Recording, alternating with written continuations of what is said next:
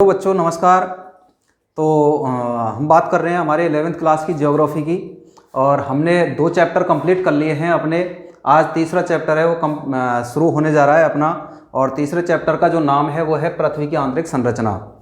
तो देखिए, इस चैप्टर में हमको बहुत चीज़ों के बारे में जानकारी मिलेगी कि पृथ्वी की जो आंतरिक संरचना है, यानी कि धरातल के नीचे स्थित पाई, यानी धरातल के नीचे जिसको हम भूगर्भ कहते हैं, उसके बारे में जानने की ज्ञान मिलेगा, नॉलेज मिलेगी हमें कि पृथ्वी की आंतरिक संरचना कैसी है और कौन कौन सी परतें नीचे पाई जाती हैं, और उसके जो हमें जो स्रोत हैं जो जानकारी देते हैं पृथ्वी की आंतरिक संरचना के बारे में, वो कौन कौन से हैं और वो स्रोत क्या कहते हैं इस विषय में, तो उनके बारे में हमें जानने को मिलेगा। देखिए, पृथ्वी की आंतरिक संरचना की जानकारी के स्रोत जो हैं वो 3 भागों में बांटे गए हैं। पहली अगर बात करें हम, तो प्रत्यक्ष या प्राकृतिक स्रोत, यानी ऐसे स्रोत, पृथ्वी की आंतरिक संरचना की जानकारी देने वाले वे स्रोत जिनको हम प्रत्यक्ष रूप से देख सकते हैं, महसूस कर सकते हैं, वे स्रोत कहलाते हैं प्रत्यक्ष स्रोत या प्राकृतिक स्रोत, जो प्रकृति द्वारा क्या है, ऑटोमेटिक अपने आप ही उत्पन्न होते हैं, और जिससे हमें यह पता चलता है कि पृथ्वी के नीचे की जो आकृति है वो कैसी है। उसके बाद दूसरी बात आती है उल्का पिंड की, यानी कि जो ब्रह्मांड में जो पिंड पाए जाते हैं उनमें कभी कभी क्या होता है, विस्फोट होने की स्थिति आती है, और विस्फोट होने के कारण कुछ पिंड धरातल की ओर नीचे आते हैं, और धरातल की ओर आते हुए कुछ तो जल जाते हैं, उन्हें उल्कास्म कहते हैं, और कुछ जो जल नहीं पाते हैं पूर्णतः वो धरातल पर आकर के गिरते हैं, जिनको उल्का पिंड कहते हैं। तो ये उल्का पिंड जिस क्षेत्र में गिरते हैं वहाँ क्या है, वो गड्ढेनुमा आकृति बनाते हैं, और जितना नीचा गहराई का गड्ढा होगा उससे ये पता चलता है कि पृथ्वी के नीचे की जो संरचना है वो ठोस है या तरल है, उससे ये पता चलता है हमको। तो उल्का पिंड भी क्या करते हैं, पृथ्वी की आंतरिक संरचना के बारे में हमें जानकारी देते हैं। आगे बात कर रहे हैं अप्रत्यक्ष या अप्राकृतिक स्रोतों की।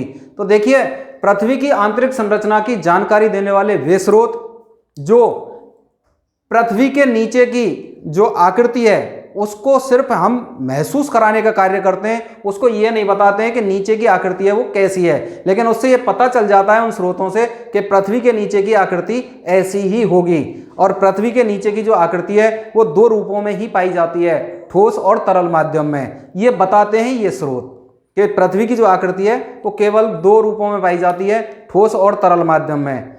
तो उसको बताने के लिए इन क्या है स्रोतों का हम क्या लेते हैं, उपयोग लेते हैं, और ये हमें बताते हैं कि पृथ्वी की आंतरिक संरचनाएं वो ठोस और तरल माध्यम में पाई जाती है। तो कौन कौन से क्षेत्र में कौन कौन सा माध्यम पाया जाता है, ये भी ये जानकारी हमें देते हैं। तो ये अप्रत्यक्ष स्रोत होते हैं जो हमें दिखाई तो नहीं देते हैं, लेकिन हम उनसे ये पता चल जाता है, ये महसूस कर लेते हैं कि हाँ, पृथ्वी के नीचे की आकृति है वो ऐसी होगी, या पृथ्वी के नीचे की जो संरचना है वो ऐसी होगी।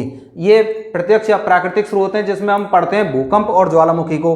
भूकंप और ज्वालामुखी एक दोनों ऐसी चीज़ हैं कि भूकंप के द्वारा जो तरंगें आती हैं उनसे हम ये पता लगा लेते हैं वो तरंगें कौन से माध्यम में होकर आ रही हैं धरातल के ऊपर, क्योंकि नीचे 2 माध्यम पाए जाते हैं, ठोस माध्यम और तरल माध्यम। अगर तेज गति से आएंगी तो इसका मतलब वो ठोस माध्यम से आ रही हैं, और अगर धीमी गति से आएंगी तो वो तरल माध्यम से, क्योंकि तरल माध्यम में भूकंप की जो तरंगें होती हैं वो कमजोर पड़ जाती हैं। आगे बात करते हैं हम ज्वालामुखी की। तो ज्वालामुखी के द्वारा क्या होता है, पृथ्वी के नीचे जो धरातल के नीचे जो मैग्मा पाया जाता है, यानी जो ठोस चट्टानें पाई जाती हैं, वो पिघलने का कार्य करती हैं। क्योंकि पृथ्वी का जो तापमान है, केंद्र का अगर तापमान है तो उसकी बात करूं मैं तो वो 2000 डिग्री सेल्सियस है पृथ्वी का केंद्रीय तापमान, जिसके कारण पृथ्वी की जो नीचे की जो चट्टानें हैं वो पिघलने लग जाती हैं, और उस पिघलने के कारण उनका जो मैग्मा है वो धरातल के ऊपर आता है। अब देखिए, यहाँ पर 2 शब्द आए हैं, मैग्मा और लावा। मैं यहीं आपको क्लियर करा देता हूँ मैग्मा क्या होता है और लावा क्या होता है, क्योंकि ये कभी कभी पूछ लिया जाता है। तो धरातल के नीचे चट्टानों का जो मलबा होता है जो ज्वालामुखी के रूप में निकलने लगता है वो तो मैग्मा होता है, लेकिन जो धरातल के ऊपर आ जाता है उसे हम लावा बोलते हैं। तो ये ध्यान रखना, धरातल के नीचे जब तक चट्टानों का मलबा रहेगा उसे हम मैग्मा कहेंगे, और जैसे ही वो धरातल के ऊपर आ जाएगा हम उसको लावा कहते हैं। तो ये आपको ध्यान रखना है। तो पृथ्वी का जो नीचे का तापमान है वो 2000 डिग्री सेल्सियस पाया जाता है, जिसके कारण जो ठोस चट्टानें हैं वो क्या होने लग जाती हैं, पिघलने लग जाती हैं, और जब वो अधिकांशतः पिघल जाती हैं तो वो क्या होता है, मैग्मा के रूप में व लावा के रूप में धरातल के ऊपर आ जाती हैं, जिससे हम ये पता लगा सकते हैं कि पृथ्वी के नीचे की जो आंतरिक संरचना है वो ठोस और तरल दोनों माध्यमों में पाई जाती है, दोनों प्रकार से पाई जाती है। आगे चलते हैं, अप्रत्यक्ष या अप्राकृतिक जो स्रोत हैं उनसे भी ये पता लगा सकते हैं कि पृथ्वी के नीचे की जो संरचना है वो कैसी होती है, क्योंकि हम पृथ्वी में नीचे जैसे जैसे गहराई की ओर जाते हैं, यानी कि प्रति 32 मीटर पर 1 डिग्री सेल्सियस है वो तापमान बढ़ने लग जाता है। तो इसका मतलब तापमान में वृद्धि हो रही है। तापमान बढ़ने से क्या होता है, नीचे की जो चट्टान है, मैंने आपको पहले बता दिया कि पृथ्वी के नीचे केवल 2 माध्यम बताए गए हैं, ठोस और तरल। तो जो चट्टानें पाई जाती हैं उनके भी तापमान में क्या होने लग जाती है, वृद्धि होने लग जाती है। और तापमान बढ़ने से ये दोनों जो चीज़ दे रखी हैं, घनत्व और दबाव, ये भी बढ़ता है। अगर तापमान में वृद्धि हो रही है तो घनत्व और दबाव बढ़ेगा ही बढ़ेगा। और इन तीनों से ये पता लगा सकते हैं कि पृथ्वी की जो आंतरिक संरचना है वो ठोस और तरल माध्यम में ही पाई जाती है। क्योंकि अगर किसी चीज़ का घनत्व बढ़ रहा है या दबाव बढ़ रहा है, भार बढ़ रहा है, तो इसका मतलब नीचे ठोस वस्तुएं भी पाई जाती हैं। तो इस प्रकार ये पृथ्वी की आंतरिक संरचना की जानकारी के स्रोत हैं। सीधा क्वेश्चन आता है, पृथ्वी की आंतरिक संरचना की जानकारी के स्रोत कौन कौन से हैं, नाम लिखिए। पहला क्वेश्चन तो यही आता है। उसके बारे में पूछा जाता है कि पृथ्वी की आंतरिक संरचना की जानकारी के प्रत्यक्ष व प्राकृतिक स्रोतों में किस किस का अध्ययन किया जाता है, तो वो भूकंप और ज्वालामुखी का अध्ययन किया जाता है। अब भूकंप के आधार पर पृथ्वी की आंतरिक संरचना अगर पूछता है तो वो मैंने आपके लिए यहाँ पर लिख दी है कि भूकंप की तरंगों के आधार पर पृथ्वी की आंतरिक संरचना ठोस व तरल अवस्था में बताई जाती है। ये विद्वान बताते हैं, जो भूगोलवेत्ता हैं वो बताते हैं कि भूकंप की जो तरंगें हैं उनके आधार पर पृथ्वी की जो आंतरिक संरचना है वो ठोस और तरल अवस्था में बताई जाती है, क्योंकि भूकंप की तरंगें अलग अलग माध्यमों से यानी ठोस और तरल से गुजरती हैं, जिससे उनकी गति में अंतर दिखाई आ जाता है। जब उनकी गति में अंतर आ जाता है तो उससे हमें पता चलता है कि ठोस और तरल दोनों माध्यम नीचे पाए जाते हैं। यानी पृथ्वी के नीचे की जो परत होती हैं वो 2 रूपों में पाई जाती हैं, एक तो ठोस माध्यम में यानी चट्टानों के रूप में, और नीचे जो परत पाई जाती है वो तरल माध्यम में। इसीलिए 2 शब्द आते हैं, एस्थेनोस्फीयर और लिथोस्फीयर। 2 शब्द आते हैं और दोनों के बारे में कहा जाता है कि जो एस्थेनोस्फीयर जो परत है वो लिथोस्फीयर परत पर तैर रही है, ये कहा जाता है। यानी कि जो दुर्बलता मंडल है वो क्या है, हमारे तरल अवस्था वाले पदार्थों पर तैर रहा है, तो ये कहावत है। उसके बाद मैंने ज्वालामुखी लिखा है यहाँ पर। ज्वालामुखी से भी हमें पता चलता है कि पृथ्वी के नीचे की परत है वो कैसे पाई जाती है, क्योंकि ज्वालामुखी के द्वारा क्या होता है, जो चट्टानों का लावा है या तरल पदार्थ है वो नीचे से और धरातल के ऊपर आता है, जिससे अलग अलग आकृतियों का निर्माण होता है, और उनसे पता चलता है कि जो पृथ्वी की आंतरिक संरचना है वो दोनों रूपों में पाई जाती है, ठोस और तरल माध्यम में। ये मैंने लिख दिया कि ज्वालामुखी के द्वारा पृथ्वी के नीचे स्थित मैग्मा धरातल पर आता है, तो उसके द्वारा तरल व ठोस रूपों का अनुमान लगाया जाता है, और बताया जाता है कि पृथ्वी के नीचे ठोस चट्टानें पाई जाती हैं जो अधिक तापमान के कारण पिघलती हैं, जिसका तरल रूप धरातल पर पहुंचता है और विभिन्न आकृतियों में जमा हो जाता है। तो इससे हमें ये पता लगता है कि पृथ्वी की आंतरिक संरचनाएं वो 2 माध्यमों में पाई जाती है। तो आप फिलहाल इसको नोट कर लीजिए। उसके बाद आगे चलते हैं, आगे तापमान, घनत्व और दबाव के बारे में अध्ययन करते हैं। अब देखिए उल्कापिंड। उल्कापिंड किसे कहते हैं, इसको बड़े गौर से सुनना, बहुत अच्छा क्वेश्चन है। तो ये धूल व गैस से निर्मित सूक्ष्म ब्रह्मांडीय कण होते हैं। पहली बात तो ये है कि ये धूल के कणों से और गैसों से निर्मित होते हैं, जो बहुत छोटे छोटे कण होते हैं और ब्रह्मांडीय कण होते हैं, ब्रह्मांड में घूमते रहते हैं, सूर्य के चारों ओर घूमते रहते हैं ब्रह्मांड में। जब ये वायुमंडल में प्रवेश करते हैं, जब ये घूमते घूमते वायुमंडल में प्रवेश करते हैं, तो पृथ्वी की गुरुत्वाकर्षण शक्ति है वो इनको अपनी ओर खींच लेती है। जब पृथ्वी की गुरुत्वाकर्षण शक्ति इनको अपनी ओर खींच लेती है तो ये तेजी से क्या है, वायुमंडल से क्या है, पृथ्वी की ओर आते हैं, धरातल की ओर आते हैं। मैंने लिख दिया यहाँ पर, जो पृथ्वी की गुरुत्वाकर्षण के कारण धरातल की ओर आते हैं, जो वायुमंडल में उपस्थित तत्वों से घर्षण करते हैं। तो ये जैसे ही नीचे आते हैं तो कुछ तत्व पाए जाते हैं, छोटे छोटे कण पाए जाते हैं वायुमंडल में, ये उनसे टकराते हुए आते हैं, और जैसे ही घर्षण करते हुए आते हैं, ये आपस में रगड़ करते हुए आते हैं, तो ये जलने लग जाते हैं, जिसके कारण क्या है, कुछ पिंड तो जलकर राख हो जाते हैं वायुमंडल में ही। उनको तो कहते हैं उल्कास्म, यानी कि बिल्कुल आते आते ही वायुमंडल में जल के वो राख हो जाते हैं, उनको तो उल्कास्म कहते हैं। जबकि कुछ पिंड ऐसे होते हैं जो पूर्णतः जल नहीं पाते हैं और वो धरातल पर आ गिरते हैं, उन्हें कहते हैं उल्कापिंड। और जब वो गिरते हैं तो ज़मीन में क्या हो जाता है, गड्ढा हो जाता है बहुत गहरा, और उससे ये पता चलता है कि ज़मीन जो पृथ्वी के नीचे की जो संरचना है वो ठोस रूप में दिखाई देती है।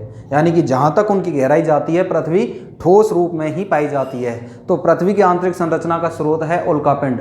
इससे हम पृथ्वी के नीचे की स्थिति का पता लगाते हैं कि वो ठोस रूप में पाई जाती है। आप इसको नोट कर लीजिए, फिर आगे चलते हैं प्रत्यक्ष स्रोतों की ओर। हाँ, तो देखिए अब बात करते हैं हम अप्रत्यक्ष स्रोतों की। जो पृथ्वी की आंतरिक संरचना है उसको बताने वाले अप्रत्यक्ष स्रोत कौन कौन से हैं। तो पहली बात करते हैं हम घनत्व की। अब देखिए पृथ्वी का औसत जो घनत्व है वो 5.5 ग्राम पर सेंटीमीटर या क्यूब है। आप इसको तो बिल्कुल नोट कर लेना, ये इम्पोर्टेंट क्वेश्चन है और पूछा हुआ है कि पृथ्वी का औसत घनत्व कितना होता है। तो 5.5 ग्राम पर सेंटीमीटर क्यूब है। ध्यान रखना, पृथ्वी के नीचे ठोस चट्टानें पाई जाती हैं जो भारी होती हैं। मैंने आपको पहले बता दिया है कि पृथ्वी के नीचे कुछ चट्टानें पाई जाती हैं जो भारी होती हैं, यानी उनमें वजन बहुत होता है, इसीलिए उनका जो घनत्व होता है वो अधिक होता है। और जिस चीज़ का वजन है वो जितना ज़्यादा होगा उतना ही उसका घनत्व होगा। अतः पृथ्वी का आंतरिक भाग है वो कैसा बताया है, ठोस बताया गया है। आगे बात करते हैं, और देखिए दबाव कब पड़ेगा, जब वजन पड़ेगा। यानी पृथ्वी के नीचे पाई जाने वाली जो चट्टानें होती हैं उनका भार अधिक होता है, वजन होता है उनमें, जिससे क्या है घनत्व और दबाव दोनों में ही वृद्धि होती है। जितना ज़्यादा भार होगा, जितना ज़्यादा वजन होगा उतना ही ज़्यादा उनका घनत्व होगा, और जितना घनत्व होगा उतना ही धरातल पर क्या पड़ेगा, नीचे दबाव पड़ेगा। इसलिए दबाव में वृद्धि होती है। इससे पता चलता है कि नीचे का जो भाग होता है वो ठोस होता है, क्योंकि पृथ्वी के नीचे का जो भाग है वो दबाव है वो बहुत अधिक है। इसलिए उससे भी ये पता चलता है कि पृथ्वी के नीचे का जो भाग है वो ठोस अवस्था में पाया जाता है। आगे बात कर रहे हैं हम तापमान की। तापमान की ये बहुत बड़ी विशेषता है कि जैसे हम पृथ्वी के नीचे सामान्यतः गहराई में जाते हैं तो प्रत्येक 32 किलोमीटर की गहराई पर 1 डिग्री सेल्सियस तापमान है वो कम हो जाता है। आपको सीधा सीधा क्वेश्चन आता है कि पृथ्वी के नीचे गहराई में जाने पर कितने मीटर की गहराई पर तापमान में कमी आती है। तो प्रत्येक 32 मीटर की गहराई पर तापमान में 1 डिग्री सेल्सियस की वृद्धि होती है। अब देखिए अगर मैं बात करूं प्रत्येक 100 किलोमीटर पर, तो उसमें भाई साहब सीधे 12 डिग्री सेल्सियस की वृद्धि होती है। जैसे ही हम 100 किलोमीटर से नीचे जाते हैं तो 12 डिग्री सेल्सियस तापमान की वृद्धि हो जाती है। और अगर हम 300 किलोमीटर से नीचे जाते हैं तो प्रत्येक किलोमीटर पर 2 डिग्री सेल्सियस तापमान की वृद्धि होती है। इस प्रकार ये तापमान की वृद्धि होती चली जाती है। अब चूंकि पृथ्वी का जो केंद्र का तापमान है वो कितना बताया मैंने, 2000 डिग्री सेल्सियस। इसको भी आप ध्यान में रखें, पृथ्वी का जो बिल्कुल केंद्रीय परत का जो तापमान है वो 2000 डिग्री सेल्सियस पाया जाता है। तो जैसे ही हम पृथ्वी के नीचे जाते हैं तो नीचे क्या है, चट्टानें पाई जाती हैं, और अधिक तापमान होने के कारण वो चट्टानें क्या है, पिघलने लग जाती हैं, और जिससे वो लावा के रूप में धरातल पर आ जाती हैं। लावा जो ज्वालामुखी से निकला हुआ पदार्थ होता है, और इससे हमें पता चलता है कि पृथ्वी के नीचे दोनों ही माध्यम पाए जाते हैं, ठोस और तरल। यानी कि नीचे चट्टानें भी पाई जाती हैं और नीचे तरल पदार्थ भी पाए जाते हैं। यानी कि जो लिथोस्फीयर परत है वो एस्थोनोस्फीयर नामक पदार्थ पर तैर रही है। एस्थोनोस्फीयर जो कहते हैं वो कहते हैं लावा की जो परत है या तरल पदार्थों की जो परत है उसको, और लिथोस्फीयर यानी ठोस परत जो पृथ्वी के ऊपर की ठोस परत है वो तैर रही है नीचे के जो तरल पदार्थ हैं उन पर। तो लिथोस्फीयर किस पर तैर रही है, एस्थेनोस्फीयर पर। तो ये ध्यान रखना आपके सामने जो पृथ्वी है उसकी आंतरिक संरचना की जानकारी के प्रत्यक्ष स्रोत भूकंप और ज्वालामुखी यानी प्राकृतिक स्रोत जो प्रकृति द्वारा प्रदत्त हैं, उसके बाद उल्कापिंड मैंने बताया आपके लिए, और उसके बाद अप्रत्यक्ष या अप्राकृतिक स्रोत मैंने आपके लिए बताए। अप्रत्यक्ष और अप्राकृतिक स्रोत जो हैं वो 3 हैं, घनत्व, दबाव और तापमान। इनमें से छोटा ही क्वेश्चन पूछा जाता है, बड़ा क्वेश्चन नहीं पूछता है। और छोटा क्वेश्चन क्या पूछता है कि पृथ्वी की आंतरिक संरचना की जानकारी देने वाले प्रत्यक्ष स्रोत कौन से हैं या प्राकृतिक स्रोत कौन से हैं, या अप्राकृतिक या अप्रत्यक्ष स्रोत कौन कौन से हैं, नाम लिखिए। तो नाम बताना पड़ेगा। अगर आपसे पूछ ले कि पृथ्वी के नीचे गहराई में जाने पर सामान्यतः कितने मीटर की गहराई में कितने डिग्री सेल्सियस तापमान की वृद्धि होती है, तो प्रत्येक 32 मीटर की गहराई पर 1 डिग्री सेल्सियस तापमान की वृद्धि होती है। अगर हम प्रत्येक 100 किलोमीटर से नीचे जाएंगे तो प्रत्येक किलोमीटर 12 डिग्री सेल्सियस तापमान बढ़ जाएगा। अगर 300 किलोमीटर से नीचे जाएंगे तो प्रत्येक किलोमीटर पर 2 डिग्री सेल्सियस तापमान की वृद्धि हो जाती है। ये आपके सामने है। पृथ्वी का केंद्रीय तापमान कितना है? पृथ्वी का केंद्र का औसत तापमान है वो 2000 डिग्री सेल्सियस है। सीधा क्वेश्चन 1 नंबर का छोटा पूछेगा। अगर औसत घनत्व पूछ सकता है, पृथ्वी का औसत घनत्व कितना है, तो वो आपके सामने है।